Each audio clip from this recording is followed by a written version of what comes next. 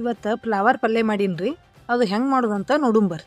Flower ಪಲ್ಯ ಮಾಡಲಿಕ್ಕೆ flower ಹೆಚ್ಚಿಟ್ಕೊಂಡೀನಿ.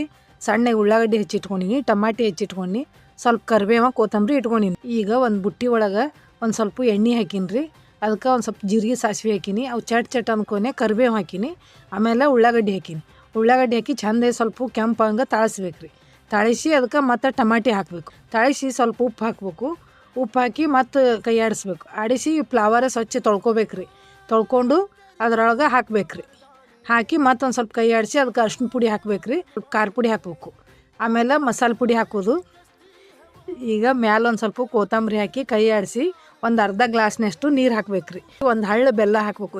ಸ್ವಲ್ಪ ಬೆಲ್ಲ ಹಾಕಿ ಅದ್ರ ಮೇಲೆ ಒಂದು ಪ್ಲೇಟ್ ಮುಚ್ಚಿ ಒಂದು 5 ನಿಮಿಷ ಸಣ್ಣಗಿಟ್ಟು ಉಮ್ಗೊಯ್ಸಿ. ಈಗ ಅದು ಪಲ್ಯ ಉಮ್ಗೊಯ್ದದ ಅದಕ್ಕೊಂದು ಸ್ವಲ್ಪ ಶೇಂಗಾ ಪುಡಿ ಹಾಕಿ ಮಿಕ್ಸ್ ಮಾಡಿ ಬಂದ್ ಮಾಡಿ ತೆಗೆದಿಟ್ರೆ ಈ ಚಪಾತಿ ಕೂಡ ಹಚ್ಕೊಂಡು ತಿಂದ್ರೆ ಭಾರಿ ಆಗ್ತದೆ ರೀ ಫ್ಲವರ್ ಪಲ್ಯ. ಈಗ ಫ್ಲವರ್ ಪಲ್ಯ ರೆಡಿ.